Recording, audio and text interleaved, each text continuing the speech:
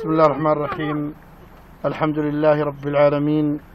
هذا يوم 19/6/1434 هجرة، مع تحيات دحيم الحماد برنيه الفيحاء.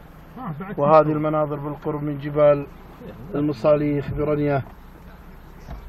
فسبحان من أجرى هذه السيول، وسبحان من أنزل هذه الأمطار. لا إله إلا الله ما أكرمه، لا إله إلا الله ما أجوده. فسبحان من أجرى هذه السيول. فقبل ساعة أو أقل أو أكثر كان هذا المكان جاف، فننظر إليه الآن. قال عز وجل: أعوذ بالله من الشيطان الرجيم.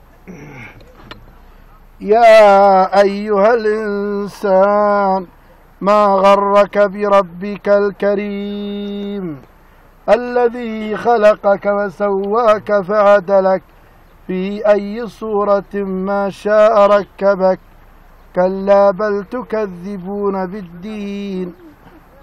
وقال عز وجل: فقلت استغفروا ربكم إنه كان غفارا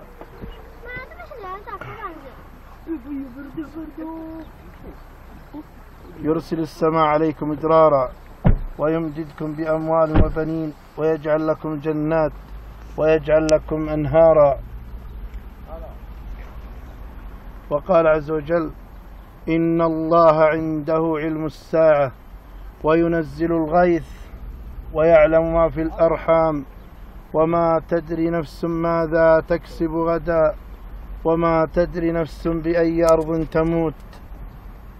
وقبل الختام أسأل عز وجل أن يجعله مطر خير وبركة.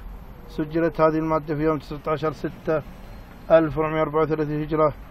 إعداد وتقديم دحيم الحماد بحضور الحماد بن محمد وأبنائه. وفي الختام أستودعكم الله.